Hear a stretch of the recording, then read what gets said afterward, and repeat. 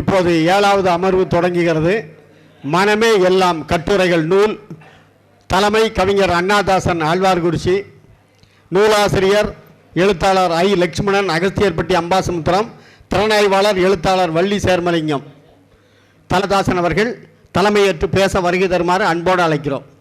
யாப்பிலா பாடலேனும் யார் தரும் கவிதையேனும் மாப்பலா போல எண்ணி மடியிலே வாங்கி கொண்டு காப்பிலா தமிழர் வாழ்வில் காலமெல்லாமும் வாழும் மூப்பிலா தமிழை உன்னை முதல் வணங்குகின்றேன்.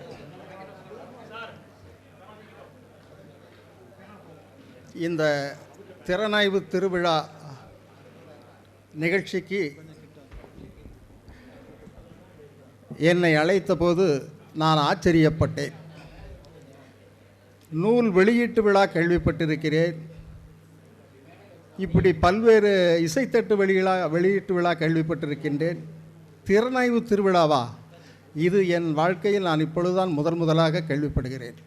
ஏனென்றால் ஒரு புத்தகம் வெளியிடப்படுகின்ற அன்றே அந்த புத்தகத்தை திறனாய்வு செய்வார்கள். ஒரு நூலை வெளியிடுகிறோம் என்றால் அன்றைக்கு அந்த நூலை பற்றி 2-3 பேர்கள் அவரவர் பாணியிலே அந்த நூலை பற்றி விமர்சனம் செய்வார்கள். அதற்கு பிறகு நூலாசிரியர் வந்து ஏற்புரை வழங்குவார். இதுதான் மரபு. ஆனால் இங்கே மரபு மீறப்பட்டிருக்கிறது. ஆனாலும் இது நல்ல வகையிலே மீறப்பட்டிருக்கிறது. அந்த நூல் வெளியீட்டு விழாவிலே கூட திறனாய்வை பற்றி பேசும்போது கூட்டத்திற்கு வருகை தந்தவர்கள் சற்றே நகருவார்கள். அவர்களுக்கு அந்த பிரபலங்களை பார்க்க வேண்டும், நூலை பார்க்க வேண்டும், அதோடு முடிந்து வீட்டுக்கு போவது நல்லது என்று நினைப்பார்கள். அந்த திறனாய்வை முற்றிலுமாய் உட்கார்ந்து கேட்க மாட்டார்கள். ஆனால் இது அப்படி அல்ல. முற்றிலும் திறனாய்வு. 10 புத்தகங்களை ஒரே நாளில் ஒரே அரங்கத்தில் இருந்து 10 தமிழ் கற்றோரை கொண்டு வந்து அவர்களை திறனாய்வு செய்ய சொல்லி எல்லோருமாய் உட்கார்ந்து கேட்பது ஒரு இன்பம் பயக்கக்கூடிய ஒரு அருமையான விஷயம். சில பேர் புத்தக வெளியீட்டு விழாவில் புத்தகத்தை வாங்கி கொண்டு போவார்கள். கொண்டு அலமாரியில் வைப்பதோடு சரி, படிக்க மாட்டார்கள். ஏனென்றால் எனக்கு நேரம் கிடையாது என்பார்கள். உண்மையிலே நேரம் கிடையாது எல்லோருக்குமே. என்றைக்கு மடிக்கணினி போன்று இந்த பை கணினி நமக்கு கைக்கு வந்ததோ அன்றிலிருந்து நமக்கு நேரம் கிடையாது. ரீல்ஸ் பார்ப்பதற்கே நேரம் இருக்கிறது. காலம் இப்பொழுது எவ்வளவோ மாறிவிட்டது. வாசிக்கின்ற பழக்கம் அறவே அற்றுவிட்டது. தமிழ் துறையிலே சம்பந்தப்பட்டவர்கள் மட்டுமே இன்றைக்கு புத்தகங்களை படிக்கிறார்கள். அதுவும் கூட இப்பொழுது செல்லிலேயே புத்தகத்தை படிக்கக்கூடிய அளவுக்கு வசதி வந்துவிட்டது. படிக்கக்கூட வேண்டாம். இப்பொழுது கதையோ கவிதையோ அங்கே நம்முடைய கைபேசியிலேயே ஒலிக்கும், நாம் காதில் வைத்து கேட்டுக்கொள்ளலாம். ஆக புத்தகம் பக்கம் போக வேண்டிய அவசியமே என்ற நிலை வந்துவிட்டது. இது பெரிய ஆபத்தான நிலையாகும். கைபேசியில் எல்லாத்தையும் நாம் கண்டுவிட முடியாது, எல்லாவற்றையும் நாம் அறிந்துவிட முடியாது. அது ஒரு அளவு தான். இரண்டாவதாக கைபேசியில் வருகின்ற கதைகள் ஆனாலும் சரி, கவிதைகள் ஆனாலும் சரி, ஒரு முழு படைப்பாக வெளிவருவது கிடையாது. துண்டு துண்டாக வரும். அதிலே ஒரு நல்ல கருத்துக்களை நாம் தேடி கண்டெடுப்பது என்பது கடினமான காரியம். ஆனால் புத்தகம் என்பது அப்படி அல்ல. ஒரு தடவை படித்து முடித்து விட்டு வைத்து விடுவோம். மீண்டும் ஒரு சந்தேகம் வரும்போது அந்த புத்தகத்தை எடுத்து படித்துக்கொள்வோம். தெரியாதது எல்லாம் தெரிந்து கொள்ளலாம் புத்தகத்திலே. ஆனால் காதிலே கேட்பது ஒரு முறை தான், அதோடு அது முடிந்து விடுகிறது, மனதிலே நிற்காது. அந்த வகையிலே இந்த திறனாய்வு திருவிழா என்பது இங்கே வந்திருக்கக்கூடிய அறிஞர் பெருமக்களை படிக்க தூண்டும் ஒரு விழாவாக அமைகிறது. ஏனென்றால் அந்த நூலை அறிமுகப்படுத்தும் போது அது கவிதையோ கதையோ காப்பியமோ எதுவாக இருந்தாலும் அந்த நூலை பற்றி ஒருவர் திறனாய்வு செய்யும் பொழுது அந்த நூலினுடைய உள்ளே இருக்கின்ற உள்ளடக்கங்கள் நமக்கு கொஞ்சம் விளங்கும், நமக்கு கொஞ்சம் புரியும். ஒருவர் நூலை திறனாய்வு செய்யும் போதே அந்த நூலின் பால் நமக்கு ஒரு ஈர்ப்பு உண்டாகும். அதற்காக இந்த திருவிழா நடத்தப்படுவது மிக சிறப்பான முறையிலே நடத்தப்படுகின்ற ஒரு திருவிழா தான். இது தேவையான திருவிழா. நூல் வெளியீட்டு விழா அன்று வைக்கக்கூடிய திறனாய்வை விட இது முக்கியத்துவம் வாய்ந்ததாக இருக்கிறது. ஏனென்றால் இங்கே வந்திருப்பவர்கள் பெரும்பாலும் நிகழ்ச்சியிலே சம்பந்தப்பட்டவர்கள், அது தவிர வெளியே இருந்து வந்திருப்பார்கள். எல்லோருக்குமே ஒருவருடைய புத்தகத்தை ஒருவர் படிக்க வேண்டும் என்கின்ற தூண்டுதலை இந்த திறனாய்வு ஏற்படுத்தும். ஆகவே இந்த திறனாய்வு திருவிழா என்பது உண்மையிலே ஒரு வணக்கத்துக்குரிய திருவிழா. இந்த விழாவை நடத்துகின்ற விழாநாயகர் என்னுடைய அன்பிற்கும் பாசத்திற்கும் நட்பிற்கும் உரிய நண்பர் பாப்பாக்குடி செல்லுமணி அவர்களுக்கும், இந்த விழாவை அவரோடு இணைந்து பணியாற்றி சிறப்பிக்கின்ற என்னுடைய அன்பு நண்பர் அண்ணன் அவர்களுக்கும் மற்றும் முத்துசாமி சார் அவர்களுக்கும் என் மனமார்ந்த பாராட்டுதலையும் நன்றியையும் தெரிவித்துக் கொள்கிறேன். இப்படிப்பட்ட நிகழ்ச்சிகளை மரியாதைக்குரிய செல்லுமணி ஆசிரியர் அவர்களே நீங்கள் தொடர்ந்து நடத்த வேண்டும். உங்களை போன்றவரால் தான் அதை நடத்த முடியும். அந்த திறமை உங்களுக்குத்தான் இருக்கிறது. இன்னொரு முக்கியமான விஷயத்தையும் நான் இந்த மேடையிலே சொல்லியாக வேண்டும். கடந்த வருடம் இதே லிட்டில் ஃப்ளவர் டவுனில் இருக்கக்கூடிய பள்ளியில் வைத்து நான் எழுதிய 3 புத்தகங்களை வெளியிட்டார்கள் நம்முடைய பெருமைக்குரிய நண்பர்கள். வைகறை வம்சம் என்ற தலைப்பிலே ஒரு புதுக்கவிதை, வானம் பொய்க்காது என்ற தலைப்பிலே ஒரு சிறுகதை தொகுப்பு, உரத்த குரல் விடுத்திடுவோம் என்ற தலைப்பிலே ஒரு மரபு கவிதை தொகுப்பு ஆகிய 3 நூல்களையும் ஒரே நாளில் வெளியிட்டவர்கள் நம்முடைய நண்பர்கள். அதிலிருந்து அவர்களுக்கும் எனக்கும் தொடர்பு ஏற்பட்டு இன்று இந்த விழாவிற்கு நான் வந்திருக்கின்றேன். என்னை பொறுத்த அளவிலே இப்படிப்பட்ட இந்த விழா இன்னும் தொடர்ந்து நடக்க வேண்டும். இன்னும் மக்கள் நிறைய வர வேண்டும். வாசிப்பவர்களை பிடித்து கொண்டு வந்து கட்டாயப்படுத்தி அமர வைத்து அவர்களுக்கு வாசிப்பு திறனை நாம் ஊட்ட வேண்டும் என்று கூறி இந்த நல்ல வாய்ப்பு கிடைத்தமைக்கு நன்றி கூறி விடைபெறுகின்றேன். நன்றி, வணக்கம். அதாவது 1980-90களில் பார்த்திங்கன்னா வாசகர் கடிதங்கள் எழுதுறது தான் ஒரு ரொம்ப பெரிய விஷயமா இருந்தது. நிறைய மாத இதழ்களில், வார இதழ்களில். அப்போ அதெல்லாம் அடிக்கடி என்னுடைய பெயர் வர்ற மாதிரி வேறு யார் பெயர் வருதுன்னு கணக்கெடுப்பேன். அண்ணாதாசன் ஆழ்வார்குறிச்சிங்கிற பெயர் எப்போதுமே நிறைய இதழ்களில் வந்துக்கிட்டே இருக்கும். அப்போது இருந்தே ஒரு தொடர்பு, முகம் தெரியாத நட்பு இன்றைக்கி முகம் தெரிந்த நல்ல நட்பாக கணிந்திருக்கிறது. நன்றி. நம்முடைய அண்ணாதாசனுடைய கவிதை நூல் நம்முடைய காரைக்குடி அழகப்பா பல்கலைக்கழகத்தில் வச்சு முதல்வர் ஸ்டாலின் அவர்கள் வெளியிட, ஸ்டாலின் பிள்ளை தமிழ்ங்கிற நூலை வெளியிட யார் பெற்றுக்கொண்டார்? சிதம்பரம், முன்னாள் மத்திய அமைச்சர் சிதம்பரம் அவர்கள் பெற்றுக்கொண்டார்கள். அப்படிப்பட்ட பெருமைக்குரியவர் இன்றைக்கு நிகழ்வுக்கு தலைமையேற்றது நமக்கெல்லாம் பெருமை. இப்போது திறனாய்வாளர் பெருமைக்குரிய அன்பு தம்பி வள்ளி சேர்மலிங்கம் அவருக்கு நான் சான்றிதழ் கொடுப்பேன். அப்படிப்பட்ட நல்ல, இன்றைக்கி தான் கொடுத்துருக்கேன், இது வரைக்கும் கொடுக்கல, நல்ல மனிதர், நல்ல இளைஞர், இலக்கியத்தின் மேல் ஆர்வமுள்ள நல்ல எழுத்தாளர், நாவல் எழுதுகின்ற சிறப்பை கூடியவர், கவிஞர், சிந்தனையாளர். இப்போது தன்னுடைய உரையை வழங்க வருகை தருகின்றார். வருக.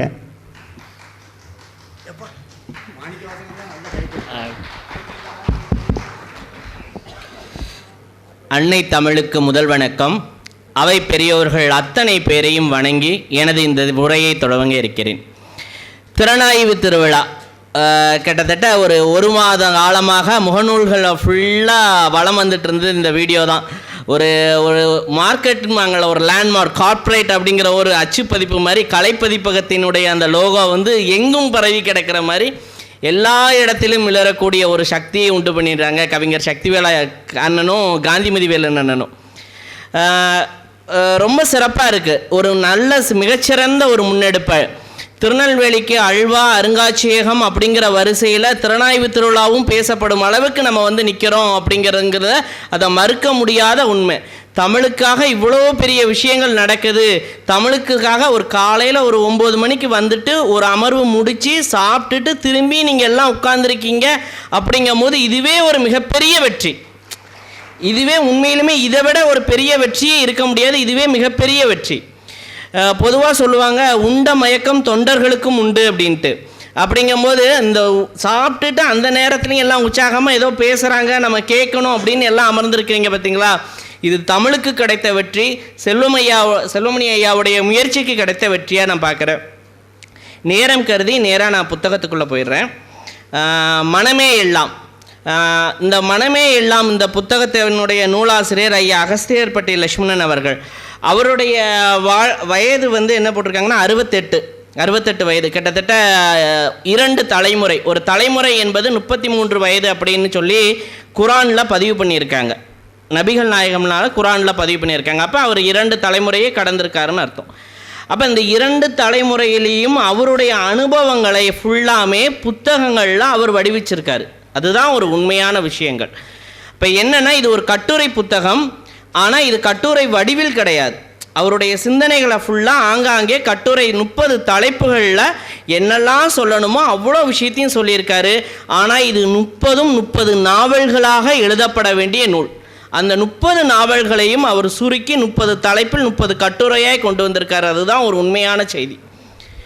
இப்போ இதில் என்னெல்லாம் அப்படிங்கிறத பார்க்கலாம் அப்படின்னு சொன்னோன்னா, முதல்ல எடுத்த உடனே ஒரு உத்வேகமாக ஜெயித்து காட்டுவோம் அப்படிங்கிற ஒரு கட்டுரை. இப்போ எல்லாருக்குமே எல்லா விஷயத்திலையும் என்ன இருக்கணும்னா, நம்ம முதன்மையாக இருக்கணும், நம்மளுடைய உழைப்பிற்கு ஊதியம் கிடைக்கணும், தெய்வத்தால் ஆகாதெனினும் முயற்சிதன் மெய்வருத்த கூலி தரும்.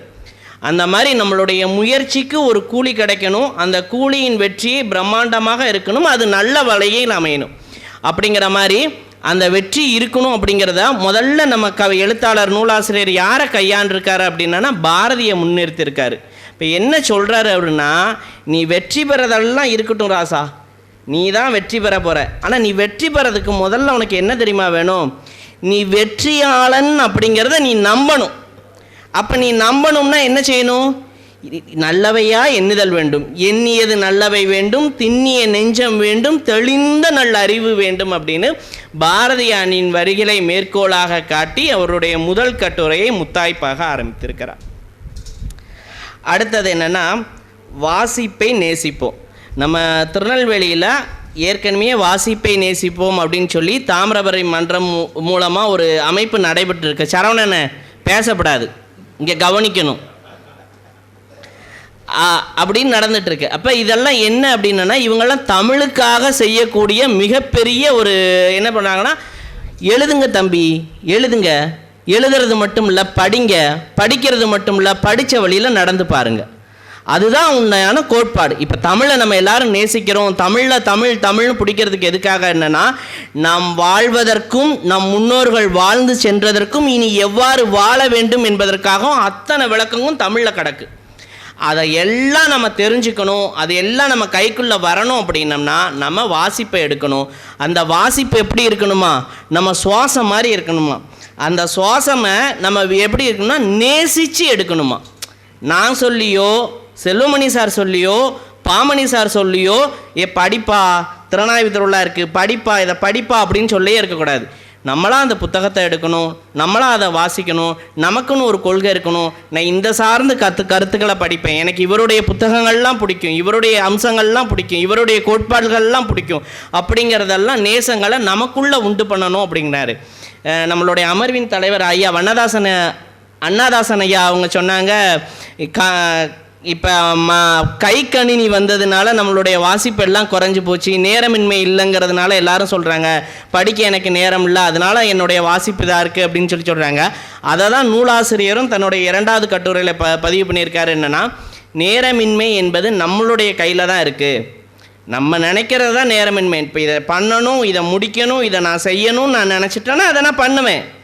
என்னால் இது முடியாது, என்னால் இது நடக்காது, எனக்கெல்லாம் இது ஆகவே ஆகாது, இருக்கிற வேலையில் இது வேறையா, அவர் என்னத்தையாச்சும் சொல்லுவார், என்னத்தையாச்சும் செய்வார், அவர் ரிட்டையர்ட் ஆகிட்டார், என்னமோ பண்ணிகிட்ருக்காரு, நமக்கு எதுக்கு இந்த தேவையில்லாத வேலை, நம்ம ஓடுற போக்கில் நமக்கு இதெல்லாம் தேவையா அப்படின்னு நினைக்கிறவங்க முன்னேற முடியாது ராசா, ஒன்றும் செய்ய முடியாது அப்படின்னு நான் சொல்லலை, நூலாசிரியர் சொல்லியிருக்கார். சரிங்களா? அடுத்த கட்டுரை என்னென்னா, உங்களெல்லாம் நான் வர சொல்லிட்டேன், எல்லாம் இது படிக்க சொல்லிட்டேன், ஃபஸ்ட்டு வாசிக்க சொன்னேன், அடுத்தால எல்லாத்தையும் நினைக்க சொன்னேன், அடுத்தது நீ என்ன செய்ய போகிற? வானத்தை வசப்படுத்துவோம். அவ்வளோ பெரிய வானத்தை என்னால் வசப்படுத்தும் போது பக்கத்தில் இருக்க ஆள் ஜுஜுபி அப்படிங்கிற மாதிரி தான் என்ன சொல்கிறாருன்னா, வானத்தை வசப்படுத்தணுமா, அந்த வானத்தை வசப்படுத்துறதுக்கு நான் என்னெல்லாம் பண்ணணும் அப்படிங்கிறத அந்த கட்டுரையில் அழகாக விளக்குறாரு. வானத்தை வசப்படுத்த முதல்ல என்ன செய்யணும்? நான் முதல்ல எப்படி இருக்கணும், அதனுடைய பிரகாரம் தான் என்னோட எண்ண அலைகள் செயல்படுமா. எனது எண்ண அலைகள் எப்படி செயல்படுமோ அதே மாதிரி தான் எதிர்த்தவருடைய பிரதிபலிப்பு இருக்குமா. இது நியூட்டனின் 3ஆம் விதி மாதிரி. என்ன எதை நீ செய்கிறாயோ இங்கேருந்து எதை நம்ம தள்ளுறோமோ அதுக்கு எதிர் திசையில் அதே வேகத்தில் இன்னொரு பந்து நம்மளை நோக்கி வரும். அதை தான் அவர் என்ன சொல்கிறாருன்னா, வாருங்கள் வானத்தை வசப்படுத்துவோம் அப்படிங்கிறாரு. இப்போ வானத்தை வசப்படுத்துறதுக்கு நமக்காக சில அறிவுரைகள்லாம் அந்த கட்டுரையில் சொல்லியிருக்காரு. என்னெல்லாம் சொல்லியிருக்காரு அப்படின்னா, இதெல்லாம் செய், இதை செஞ்சாலே நீ போதும்ப்பா, நீ ஒன்றும் பெருசாக எதுவும் அலட்டிக்கெல்லாம் இங்கே வேண்டாம். என்ன செய்யணும் அப்படின்னா, இங்கே செய்ய வேண்டியது எல்லாத்தையும் ஔவை தமிழ், அதாவது நம்மளுடைய தமிழ் மகள் எல்லாம் ஏற்கனவே சொல்லிட்டு போயிட்டா. என்ன சொல்லிட்டு போயிருக்கா? கேட்காத கடன் பால், கூடாத நட்பு கேடு, இப்படின்னு வரிசையாக ஒரு பெரிய லிஸ்ட்டே போடுறாரு. ஔவை என்னெல்லாம் சொல்லியிருக்கா, இதெல்லாம் செய்யுங்க, இதெல்லாம் செய்யக்கூடாது, இதை செஞ்சாலே போதும் அப்படின்னு சொல்லிட்டு அந்த பட்டியலை வந்து பெருசாக நீட்டிட்டு போகிறாரு. இந்த பட்டியலில் உள்ள விஷயங்களை எல்லாம் செய்ய முடியுமா? எல்லாமே செய்ய முடியுங்க. ஏன்? இது எல்லாமே நம்ம செய்யக்கூடாதுன்னு சொல்கிறதெல்லாம் தெளிவாக நம்ம அன்றாடம் செஞ்சிட்ருப்போம். நானே பார்த்தேன், இது எதெல்லாம் நம்ம செய்கிறோம் அப்படின்னு சொல்லணுன்னா 75% அம்புட்டையும் நான் செய்கிறேன், 25% மட்டும்தான் அதில் செய்யாத விஷயம் இருக்குது. அப்போ இந்த 75 நம்மளால் செய்ய முடிஞ்சிச்சு அப்படின்னா வானத்தை என்னால் வசப்படுத்த முடியும் என்று நூலாசிரியர் அந்த கட்டுரையின் வாயிலாக நமக்கு உறுதியளிக்கிறார். அடுத்த கட்டுரை, அவருடைய கட்டுரை என்ன கட்டுரைன்னா, நட்பின் இலக்கணம்னு ஒரு கட்டுரை எழுதியிருக்கார். இந்த நட்பின் இலக்கணம் எப்படி இருக்கணும் அப்படிங்கிறதுக்கு என்னென்னா, அவர் வந்து கடவுளையே எடுத்து இழுத்துருக்கார். மனுஷங்களெல்லாம் விட்டு தள்ளிடுவோம், நம்ம கடவுளை சொல்லுவோம், புராண கதைகள்லேருந்து எடுப்போம் அப்படின்னு சொல்லிட்டு கடவுளையே இழுத்துருக்கார். கடவுளை யாரெல்லாம் எடுக்கலான்னா, கிருஷ்ண பரமாத்மாவையும் குஷேலனையும் எடுக்கிறார். எடுத்துட்டு குஷேலனுக்கு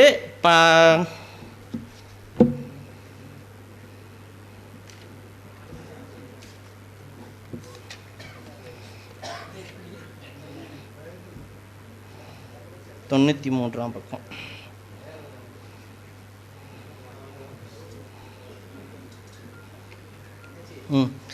27 குழந்தைகளாம். இந்த 27 குழந்தைகளையும் வச்சுட்டு அவர் ரொம்ப கஷ்டப்பட்டுட்டு இருக்காராம். இப்போ அவங்க வீட்டம்மா சொல்கிறாராம், நீர் தான் கிருஷ்ணரோடைய ஃப்ரெண்டாச்சே, உன் கூட தானே படித்தாருங்கிறாரு, ஒன்றா தானே விளாண்டான்னு சொல்லிகிட்டு இருக்க, என்னத்தையாச்சும் போய் கேளியா மனுஷன், நீயும் கேட்க மாட்டேன், கேட்குற என்னையும் கேட்க விட மாட்டேன், நான் போய் கேட்கட்டா உனக்கு பதிலாக அப்படிங்கிற. அவர் சொல்லிடுறாரு, அதெல்லாம் கூடாதுண்ணா, அதெல்லாம் என் நண்பன்ட்ட அதெல்லாம் கேட்கக்கூடாது குஷே, இது சுத்தமாக நீ அப்படிலாம் கேட்கக்கூடாது, அதெல்லாம் நல்லா இருக்காது அப்படின்னு சொல்லிட்டு அவங்க வீட்டம்மாவே பண்ணும். இப்போ என்ன, அவன் நண்பன்ட்ட போய் நான் கேட்க தானே செய்யணும், சரி இன்றைக்கி நான் அவனை போய் பார்க்க போகிறேன் அப்படின்னு சொல்லிட்டு அவங்க மனைவிட்ட என்ன சொல்கிறாரு, நான் போய் கேட்குறேன் அப்படின்னு சொல்லிட்டு போகிறாரு. இப்போ போகும்போது சொல்கிறாரு அவர், உனக்காக போகல, அவங்க வீட்டம்மா சொல்லுது, நீ எனக்காக போக வேண்டாம், உன் பிள்ளைகளை பாரு, 27 பிள்ளைகளை பெற்று வச்சுருக்க, எவ்வளோ கஷ்டப்பட்டுருக்கோம், இதுக்காகவாச்சும் நீ போய் எதையாச்சும் வாங்கிட்டு வை. அவர் என்ன ஒன்றும் இல்லாத ஆள்கிட்டே கேட்குற, இருக்கிறவர்கிட்ட தானையே கேட்க சொல்கிறேன், போய் கேளு அப்படின்னு சொல்லிட்டு அனுப்புகிறாரு. அவரும் அரண்மனைக்கு போகிறாரு. வாயக்காவலன் அவருடைய தோற்றத்தை பார்த்தோன்னே அவரை முதல்ல உள்ளேயே விட மாட்டேக்கான். நீ யார், எங்கேருந்து வந்திருக்க அப்படின்னு சொல்லிட்டு எல்லாம் இது பண்ணிவிட்டு உள்ளேயே விட மாட்டேக்கான். அதுக்கப்புறமேட்டு இவருடைய பேரை சொன்னோடனே, குஷேலன் பேரை சொன்னோடனே கிருஷ்ணர் அங்கேருந்து ஓடி வராரு. ஓடி வந்தோடனே அந்த அன்னைக்கு சொல்கிறாரு, அவருடைய என்னுடைய நண்பன் தான், முதல்ல உள்ளே வர சொல்லுங்க அப்படின்னு சொல்கிறாரு. உடனே பார்த்த உடனே அவருக்கு நல்ல ராஜ உபசரிப்பு எல்லாம் பண்ணுறாரு. குஷேலனுக்கு என்னெல்லாம் செய்யணுமோ எல்லாம் இது பண்ணுறாரு. எல்லாம் முடித்த உடனே இவருக்கு ஒவ்வொரு விஷயமும் கேட்கணும்னு தோணுது. கேட்டுருவோமான்னு அப்படியே ஒரு தயக்கத்தோடையே மென்னி முழுங்கி நின்றுக்கிட்டே இருக்கார். ஆனால் கடைசி வரைக்கும் மனுஷன் போன விஷயத்தை கேட்கவே இல்லை. அப்போ அந்த அன்றைக்கி ஒரு காலகட்டத்துக்கு அப்புறமேட்டு, என்ன குஷேலாக போயிட்டு வரையா அப்படிங்கிறார் கிருஷ்ணர். என்ன கிருஷ்ணா போயிட்டு வரையா அப்படின்னு சொல்லி கேட்குறையே அப்படின்னு சொல்லுவோம். அதான் அவர் சொல்கிறாரு, இல்லை போய் அப்படின்னு வேறு எதுவும் கேட்கணுமா அப்படின்னு கேட்குறாரு. அதெல்லாம் ஒன்றும் இல்லைப்பா, நான் என்னத்தை கேட்க போகிறேன், நீ உன்னை பார்க்கணுன்னு நினச்சேன், பார்த்து ரொம்ப நாள் ஆச்சுல்ல, அதனால் உன்னை பார்க்கணுன்னு வந்தேன், வேறு ஒன்றும் கிடையாது அப்படின்னு சொல்லிட்டு ஓடி இது பண்ணுறாரு. அப்புறம் திருப்பி வீட்டுக்கு வர்றாரு. வீட்டுக்கு வந்து பார்த்தனா இவர் இருந்த வீடு குடிசை வீடு மாளிகையாக தெரியுதான். அவங்க குழந்தைகள்லாம் போட்டு ஆடை ஆபரணம்லாம் போட்டு அவ்வளோ செல்வாக்கோடு இருக்குதான். இதெல்லாம் புராண கதை. இந்த கதை சில பேருக்கு உங்களுக்கு எல்லாருக்கும் கூட தெரிஞ்சிருக்கும். அதனால் இதில் விஷயமே கிடையாது. இதில் விஷயம் என்ன தெரியுமா, நமக்கு ஒருத்தரோட நட்பு பழகுவோம், அவங்க நம்மக்கிட்ட அவங்க கஷ்டத்தில் இருக்காங்கங்கிறதும் நமக்கு தெரியும். நம்மக்கிட்ட கேட்க கூச்சப்பட்டுட்டு ஒரு விஷயத்துக்காக கூச்சப்பட்டுட்டு இருப்பாங்க. ஆனால் அப்படி கூச்சப்பட்டு இருக்கும்போது யதார்த்தமாக இதை நான் உதவி செய்யறேன்னு சொல்லாமையே செஞ்சுட்டு போகிறாங்க பார்த்தீங்களா, அதுதான் நட்பின் இலக்கணம் அப்படின்னு நூலாசிரியர் பதிவு பண்ணுறாரு. நட்பின் இலக்கணம்னா எப்படி இருக்கணும்னா, நீ கொடுக்குற அது விஷயத்த நீ உதவி செய்கிறேன், நான் உனக்கு உதவி பண்ணுறேன்டான்னு சொல்லக்கூட செய்யாத. நீ எதுக்கு அதை சொல்லி காட்டுற? நீ ஏன்ப்பா அதெல்லாம் சொல்கிற? நீ செய்யணும்னு முடிவெடுத்துட்டுல, செஞ்சுட்டு போய்கிட்டே இரு, பலனை அவன் அனுபவிச்சுக்கிட்டோம் அப்படின்னு சொல்லிட்டு அந்த கட்டுரையில் நட்பின் இலக்கணத்தை அவ்வளோ அழகாக விமர்சிச்சிருப்பார். அடுத்தது கடவுளா கடமையா அப்படிங்கிற ஒரு கட்டுரை. உண்மையிலுமே எனக்கு இந்த தொகுப்பிலேயே கொஞ்சம் ரொம்ப பிடிச்ச கட்டுரை இது ஒன்று தான் ஐயா. உண்மையாக சொல்லணும்னா, கடவுளா கடமையா இந்த கட்டுரையை நான் சொல்கிறதுக்கு முன்னாடி எனக்கு நீலமணியினுடைய ஒரு கவிதை தான் ஞாபகம் வரும். கடவுள் நேரில் வந்தாராம். வந்துட்டு உனக்கு என்ன வரம் வேண்டும் கேள் என்று கேட்டாராம். அதற்கு அவன் சொன்னான், எனக்கு என்ன வரம் வேணும்னு கூட உனக்கு தெரியாது, நீ எல்லாம் ஒரு கடவுளா அப்படின்னாராம். அந்த மாதிரி கடவுளா கடமையான்னு இருக்கும்போது ஒரு தையல்காரர் அவர் என்ன பண்ணியிருக்காருன்னா, துணி, அவருடைய வழக்கம் வந்து துணி தைக்கிறது தான். அப்போ துணி தைச்சிட்டு இருக்கும்போது என்ன பண்ணியிருக்காங்கன்னா, வானத்தில் வந்து பார்வதியும் சிவனும் அப்படியே போய்கிட்டே இருக்காங்க. போய்கிட்டே இருக்கல திடீர்னு பார்வதி சொல்கிறாங்க, அந்த பாருங்களேன் அந்த ஏழை எவ்வளோ கஷ்டப்பட்டுட்டு இருக்காரு, அவருக்கு ஏதாச்சும் ஒரு சின்ன உதவி நம்ம செய்யலாமே அப்படின்னு சொல்கிறாங்க பார்வதி சிவன்கிட்ட. அப்போ சிவன் சொல்கிறாரு, அதெல்லாம் ஒன்றும் வேண்டாம், அவன் கடவுள் இல்லம்பான், அவங்ககிட்ட போய் நின்றுட்டு நீ இது பண்ணிகிட்டு இருக்காத, நீ பேசாட்டும் வேலை, நம்ம வேலை உண்டு, அடுத்த ஸ்டாப்பை பார்க்க போய்கிட்டே இருப்போம் அப்படிங்கிறாரு சிவன். அந்த அம்மா சொல்லுது, நான் சொல்கிறேன் வாங்க அப்படின்னு சொல்லி கொஞ்சம் அழுத்தமாக கொடுத்தோடனே அந்த மகளிருடைய அந்த மாண்பை காட்டினோடனே சிவனும் சரி ஓகே ரைட் போகலாம் அப்படின்னு சொல்லி 2 பேரும் ஆறாங்க. வந்து அந்த தையல்காரன் வீட்டுக்கு காட்சி கொடுக்குறாங்க. கடவுள்னு தெரியுது அவனுக்கு, வந்திருக்குது கடவுள்னு தெரியுது. தெரிஞ்சுட்டு அவன் என்ன சொல்கிறான்னா, வாங்க வாங்க வாங்க உட்காருங்க அப்படின்னு சொல்லிட்டு என்ன வேண்டுமோ அவங்களுக்கு உபசரணெல்லாம் செஞ்சுட்டு வழக்கம் போல் அவனுடைய துணியை தைக்க ஆரம்பித்தோடனே பார்வதிக்கு ஒரே ஷாக்கு. என்ன நம்ம கடவுள் வந்திருக்கோம், இவன் வாரான், வந்து பார்த்தான், சும்மா அப்படியே நின்றுட்டு ஒரு கடவுளுங்கிறோம், ஒரு அப்படியே நடுங்க வேண்டாமா அப்படின்னு சொல்லிட்டு ஒரு எண்ணம். அதெல்லாம் பார்த்த உடனே அவன் அந்த அம்மா வந்து பார்த்துச்சு, இவனா கேட்பான் அப்படின்னு சொல்லிட்டு. கடைசி வரைக்கும் நம்மால் வாயை திறக்கிற மாதிரியே தெரியல. உடனே அந்த அம்மா சொல்லிட்டு, உனக்கு ஏதாச்சும் வரம் கேட்டால் கேளுப்பா, நான் கடவுள்ப்பா, நான் தான் பார்வதி, இவர் சிவன், நாங்கள் 2 பேரும் தான் இந்த உலகத்தையே ஆட்டி படைக்கிற பிரம்மாண்டம், நீ உனக்கு எதுவும் வேணும்னா கேளு, அது உனக்கு வரம் கொடுக்கறதுக்கு தான் சாமி நாங்கள் இங்கே வந்திருக்கோம் அப்படின்னு சொல்லியிருக்காங்க. இவன் அப்படின்னு சொல்லி, இல்லை எனக்கெல்லாம் எந்த வரமும் வேண்டாம்மா, நீங்கள் வந்துட்டிங்களா, திருப்தியாக வந்துட்டிங்களா, போயிட்டு வாங்கங்க. உடனே நினைக்கி, நான் வரம் கொடுக்கணும்னு வந்துட்டேன், வரத்தை கொடுக்காம போக மாட்டேன், நீ ஏதாச்சும் ஒன்று செய்ய அப்படிங்கிறாங்க. உடனே அவர் கேட்குறாராம், சரி நீங்கள் இவ்வளோ தூரம் கேட்குறீங்க, நீங்கள் வேறு கடவுளாக வேறு இருக்கிறீங்க, ஒரு உயர்மட்ட மேலாண்மையில் இருக்கிறதுனால நீங்கள் உங்களுடைய பேச்சையும் நான் மறுக்கக்கூடாது, அதனால் நான் ஒரு வரம் கேட்க தாரீங்களா அப்படின்னோடனே, என்ன வேணும்னோடனே, இந்த ஊசி இருக்குல்ல, எப்பயும் நான் அதை தைச்சிட்ருப்பேன், இதில் இந்த நூல் கோக்குற அந்த பின்னாடி வந்து நூலை மட்டும் ஈஸியாக கோக்குற மாதிரி ஒரு வரம் கொடுங்க அப்படின்ட்டு இருக்காரு. அந்த அம்மா சேட்டிருக்கு, உனக்கு எவ்வளோ எகத்தாளம் இருக்கும், நான் என் வீட்டு அவர் சொன்னாருன்னு கூட கேட்காம அங்கேருந்து இங்கே வந்து உனக்கு வரத்தை கொடுக்கணுன்னு உன் வீட்டில் வந்து உட்காந்து திருப்பி 2ஆம் மட்டம் வேறு போஸ்ட் பண்ணி இவ்வளோ விஷயத்தையும் நான் பண்ணுவேன், நீ என்னன்னா இந்த ஊசிக்குள்ளே நூல் கோக்கணும்னு வரம் கேட்டுட்ருக்க, அதுதான் சாதாரணமாகவே நடக்குமேயா, அப்புறம் எதுக்குயா வரோம் அப்படின்னு சொல்லி கேட்டிருக்காரு. அதுக்கு அவர் கேட்குறாரு, இயல்பாக நடக்கக்கூடியது தான், அதே மாதிரி மனிதனுடைய வாழ்க்கைங்கிறது அவன் செய்யக்கூடிய நன்மையும் தீமையும் வச்சு தான் அவனுடைய இன்பங்கையில், நீ எதுக்கு நீ வரம் தரணும், நான் நல்லது செஞ்சால் எனக்கு நல்லது நடக்க போகுது, நான் தீமையை செஞ்சால் அதனுடைய பலனை நான் அனுபவிச்சுக்க போகிறேன், இதுக்கு எதுக்குமா நீ வரம் தரணும் அப்படின்னு சொல்லிட்டு என் கடமையை நான் பார்க்குறேன், உங்கள் வேலையை நீங்கள் பாருங்கன்னு சொல்கிறாராம் அப்படின்னு நூலாசிரியர் இந்த புத்தகத்தில் எழுதியிருக்காரு. உண்மையிலுமே இந்த மொத்த கட்டுரையிலையும் ஒரு முத்தாய்ப்பான ஒரு கட்டுரைன்னு சொல்லலாம். இதை 2 சரி ஓகே, 2 கட்டுரை மட்டும், இந்த 2 கட்டுரை மட்டும் சொல்லிட்டு இது பண்ணுறேன். இந்த கட்டுரைக்கு தலைப்பு வந்து மனமே எல்லாம் அப்படின்னு சொல்லி வச்சுருக்காங்க. அந்த மனமே எல்லாம் அப்படிங்கிற ஒரு தலைப்பிலேயே மணிமுகடம் போல் ஒரு கட்டுரை எழுதியிருக்காரு. ரொம்ப சின்ன விஷயந்தாங்க, ஒன்றுமே இல்லை. செல்வமணி ஐயா, ஜெயபாலன் ஐயா, நம்ம மூர்த்தி சார், இவங்க எல்லாம் அடிக்கடி சொல்லக்கூடிய ஒரே விஷயங்கள்லாம், எப்பெல்லாம் நீங்கள் அடுத்தவங்கள வாழ்க வாழ்க நல்லா இருங்கன்னு சொல்லிக்கிட்டே இருக்கீங்களோ அங்கெல்லாம் நீங்களும் வாழ்த்தப்படுவீங்க. அதை தான், நீ ஆசீர்வாதம் பெறணும்னு நினைக்கியா, நீ யாரையாச்சும் ஒரு ஆளை கூப்பிட்டு ஆசீர்வதிச்சுட்டு போயிரு. உன் மனசு சொல்கிறத நீ கேளு. உன் மனசு என்ன சொல்லணும்னா, எப்பயுமே அடுத்தவனுக்கு நல்லது செய் நல்லதை செய்ன்னு சொல்லிக்கிட்டே இரு.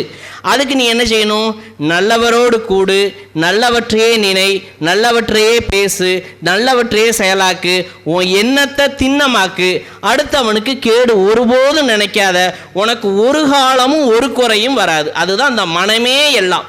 மனசு ஃபுல்லாக இதை வச்சுருங்கய்யா, எல்லாமே உங்களுக்கு தான், எல்லா விஷயமும் உங்களுக்கு தான் அப்படிங்கிறத மிக தெளிவாக கத்திரையில் இப்போ எடுத்து வைப்பாரு. ரொம்ப எளிமையான ஒரு புத்தகம்.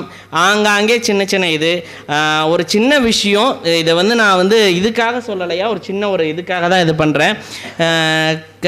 இது ஐயா பதிப்பகத்தில் இந்த புத்தகம் பதிப்பு செய்யலை, ஒரு அச்சகத்தில் தான் நீங்கள் பண்ணியிருக்கீங்க. அப்படிங்கிறதுனால எழுத்து பிழைகள் இருக்குது நிறைய, ஒற்று பிழைகள், எழுத்து பிழைகள், அப்புறமேட்டு புணர்ச்சி மாறல், அது நிறைய இருக்குது. ஏன்னா நம்ம ஒரு புத்தகம் போடுறோம், செல்வமணி ஐயா அடிக்கடி சொல்லுவாங்க, எழுதுகிறவங்க எதனாலும் எழுதலாம், பேசுகிறவங்க எதனாலும் பேசலாம், ஆனால் ஒரு புத்தகம்னு வருது, நீ எழுத்தாளனாக இருக்கன்னா இந்த விஷயத்தில் கவனமாக இருக்கணும். நீ அந்த கேட்டகரிக்குள்ளே வராமல் இருந்தனா பிரச்சனையே கிடையாது. நீ அதுக்குள்ளே வந்துட்டனா இதெல்லாம் கரெக்டாக செய்யணும் அப்படிங்கிறதுல பாங்காக இருப்பாங்க. அதனால் நல்லதொரு புத்தகம், கண்டிப்பாக வாசிக்க வேண்டிய ஒரு புத்தகம். எல்லோரும் வாசிங்க. வாசிக்கிறத விட முடிஞ்சால் அவர்கிட்ட இந்த புத்தகத்தை வாங்கிட்டு போங்க. 100 ரூபா கூட விலை கொடுத்து 30 நாவல்களை வாங்கினதுக்கு சமம் இந்த புத்தகம் உங்கள் கையில் இருக்கிறது. ஏன்னா அவ்வளோ கருத்துக்கள் இருக்குது. அதனால் வாசிங்க. அமர்வின் தலைவன் அண்ணாதாசன் ஐயா அவர்களுக்கும் நூலாசிரியர் அவர்களுக்கும் இந்நிகழ்வை இவ்வளவு சிறப்பாக ஏற்படுத்தி கொடுத்த அத்தனை பெரியோர்களுக்கும் எனக்கே வாய்ப்பை வழங்கிய பாப்பாக்குடி செல்வமணி ஐயா அவர்களுக்கும் எனது அன்பும் நன்றியும் வணக்கங்களும். நான் உங்கள் வள்ளிச்சேர்மலிங்கம் விடைபெறுகிறேன். நன்றி, வணக்கம். 23 நிமிஷம் பேசியிருக்கார். நம்ம ஆட்கள் நாம் கரெக்டாக 20 நிமிஷத்தில் முடிக்கணும். மற்றவங்களை நம்ம சொல்கிற மாதிரி நாம் கரெக்டாக இருக்கணும். 23 நிமிஷம் போயிட்டு இப்போ இந்த நிகழ்ச்சி 2:50க்கு முடிக்கணும்.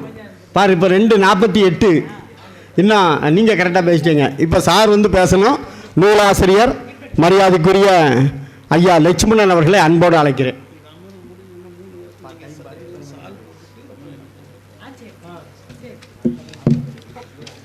எத்திசையும் புகழ் மணக்க இருந்த பெறும் தமிழனகே, உன் சீர் இளமை திறன் உயர்ந்து செயல் மறந்து வாழ்த்துதுமே. அன்னை தமிழையும் ஆண்டவனையும் வணங்குகின்றேன். திறனாய்வுக்கு வந்திருக்கின்ற அத்துணை சான்றோர்களையும், இந்த நூலை திறனாய்வு செய்த நண்பர் வள்ளி சோமலிங்கம் அவர்களுக்கும், இந்த நிகழ்வினை தலைமை தாங்கிய கவிஞர் அண்ணதாசன் அவர்களுக்கும் முதலிலே ஒரு சிறு வணக்கத்தை தெரிவித்து கொண்டு, இந்த நூல் நான் ஆசிரியர் பணி ஆற்றவில்லை, 40 ஆண்டுகளாக கூட்டுறவுத்துறையிலே பணியாற்றியவன். 2016 ஓய்வு பெற்று அதற்கு பிறகு ஒரு 5 ஆண்டுகளாக அந்த தமிழ்பால் ஈர்க்கப்பட்டு கிட்டத்தட்ட முதல் நூலாக இதை எழுதி வெளியிட்டிருக்கிறேன். இன்னும் 4 நூல்களை எழுதி கொண்டு இருக்கின்றேன். திருக்குறளை பற்றி ஒரு ஆராய்ச்சி நூல் ஒன்று எழுதிக்கிட்டு இருக்கேன். அதுக்கு பிறகு ஒரு கவிதை தொகுப்பு ஒன்று எழுதிக்கிட்டு இருக்கேன். ஒரு நாவல் ஒன்றும் எழுதிக்கிட்டு இருக்கேன். இது 3 ஒரே டைமில். ஆனால் வீட்டில் சும்மா சாப்பிட்டு தானே இருக்கோம். அதனால் இதெல்லாம் இந்த பணியெல்லாம் நடந்து கொண்டு இருக்கிறது. என்னை தமிழ் உலகுக்கு அறிமுகப்படுத்தியது அம்பை தமிழ் இலக்கிய பேரவை. அங்கே இருந்தால் நான் முதல்ல இங்கே தமிழை இது பண்ண படிக்க ஆரம்பித்தேன். இப்போ இலக்கியங்கள் இலக்கணங்கள் நானாக படிக்க ஆரம்பிச்சிட்டு இப்போ தான் நேரங்கள் கிடைக்கும்போது புரட்டி கொண்டு இருக்கின்றேன். இந்த நூல் முதல் நூல்னால் கொஞ்சம் நெருக்கடியான நேரத்தில் அந்த நூலை வெளியிட வேண்டியிருந்ததுனால சிறு சிறு பிழைகள் அவர் சுட்டி காட்டியது என்னை மேலும் மெருகேற்றியது. இந்த திறனாய்வு விழாவை மகிழ்வோடும் செறிவோடும் நடத்துகின்ற தமிழின் தவமுனி நீவீர் புகழ் நிலைக்கட்டும். ஏன்னா எனக்கு 60க்கு 60 கல்யாணம் முடிஞ்சு அதால் 70 வரப்போகுது. அதனால் நான் வாழ்த்தலாம் வரேன் கேட்டிங்களா. தமிழ் குடியில் அழகாய் பிறந்த பாப்பாக்குடிரா செல்வமணி அவர்களே, மோகம் பற்று மொழி மீதினில் மூழ்கி திளைத்தே வாகை சூடி வந்தமிழ் வளர்த்தே, தீராக்காதல் தமிழ் மீதினில் திறம்படத் தாங்கி சிறப்புற்று மாறா பாதை வழிநடத்தும் பாப்பாக்குடிரா செல்வமணி அவர்களே, சீரா சிலம்பு எனக் கற்று சிந்தனை வளர்க்கும் மொழிப்பற்று ஏறா நிலைமிசை ஏற்றிட்டு எழில்மிகு திறனாய்வு எங்கும் எதிலும் தமிழ் வளர்க்கும் ஏற்றமிகு பாவலனாய் சங்கம் வைத்து தமிழ் வளர்க்கும் தங்கமென தமிழ் வளர்ப்பை தாங்கள் தலைமையில் தாங்குவதில் அங்கம் வகித்த அற்புதத்தை திறனாய்வு பொழிவிலே நான் காண்கின்றேன். மூத்தோர் சொல்லை தட்டாமல் காத்தாய் தமிழ் பண்பாடு, கன்னித்தமிழாய் உமதோடு பூத்தாய் தமிழ் குடியில், புரண்டே படுத்தாய் தமிழ் மடியில், சேர்த்தாய் புகழை செறிவோடு செய்தது திறனாய்வு என்ற பெயரோடு. வாழ்கவே நீவீர் பல்லாண்டு கூறி இந்த திறனாய்வு விழா சிறப்பாக நடத்தியமைக்கு பாப்பாக்குடி ஆர் செல்வமணி அவர்களுக்கு எனது நெஞ்சார்ந்த நன்றிகளையும் வணக்கங்களையும் தெரிவித்துக் கொள்கிறேன்.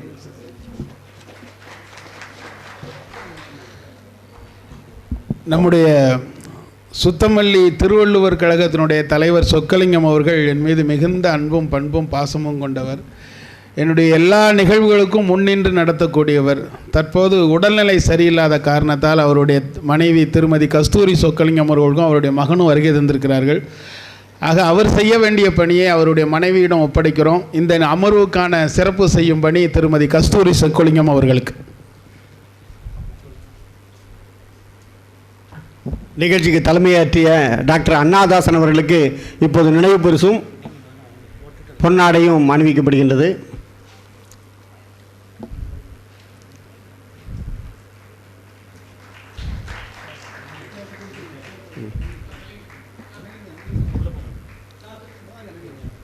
அடுத்து யாருக்கு வச்சிருக்கீங்க?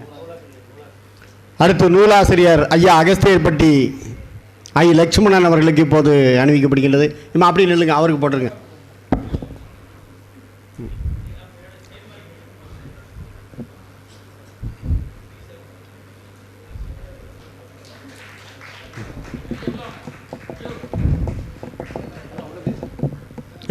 அவரே ஏன் உள்ளே போய் சொல்லியா?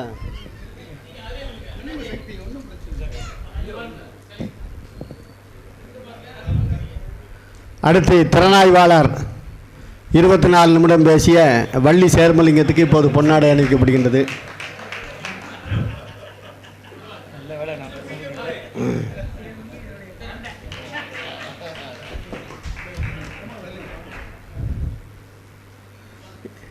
இங்கே சாயந்தரம் போல் ஃபைன் இருக்குது.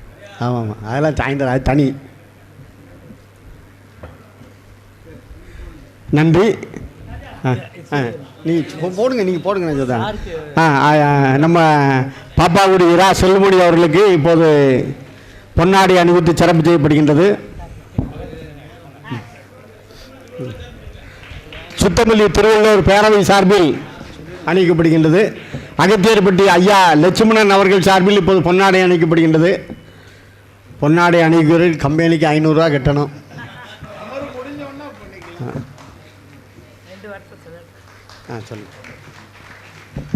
செல்வமணி சார் அன்பானவர், யாருக்குனாலும் உதவி செய்வாங்க. இயேசு வந்து சொல்லியிருக்கார், கேளுங்கள் கிடைக்கப்படும், தட்டுங்கள் திறக்கப்படும். அதே மாதிரி தான் செல்வமணி சார் ஸ்கூலுக்கு நிறைய பண்ணியிருக்காங்க. இன்றைக்கி ஸ்கூல் குழந்தைகளை பார்த்தா நல்ல அன்போடு அழகாக அந்த பிள்ளைகளை எங்கேனாலும் கூப்பிட்டு வந்துடுவாங்க குழந்தைகளை. அதனால் குழந்தைகளுக்கும் நல்லா பண்ணுவாங்க. செல்வமணி சார் மாதிரி சொல்லியிருப்பாங்க, சிலவங்க சொல்லுவாங்க, நல்ல நண்பன் நினச்சால் முகம் பார்க்கும் கண்ணாடி மாதிரியாம். அதே மாதிரி செல்வமணி சார் எங்கள் எல்லாத்துக்குமே கிடைச்சது. அவரை மாதிரி யாருமே கிடையாது. நல்லா பண்ணுவாங்க, பண்பானவங்க. அதனால் எனக்கு ரொம்ப, எங்கள் வீட்டுக்காருக்கு உடம்பு முடியலன்னா தான் வரல, இல்லைன்னா அவங்க வந்துருப்பாங்க. ரொம்ப அருமையான சுத்தமல்லி சொக்கலிங்கம் அவர்கள் நல்ல பூரண நலம் பெற நாம் எல்லாம் பிரார்த்தனை செய்வோம். உங்கள் இதயங்களின் எண்ணமாய், உங்கள் பதிவுகளின் வண்ணமாய் தாமிரா வெப் டிவி. உங்கள் பதிவு நிரந்தர பதிவு.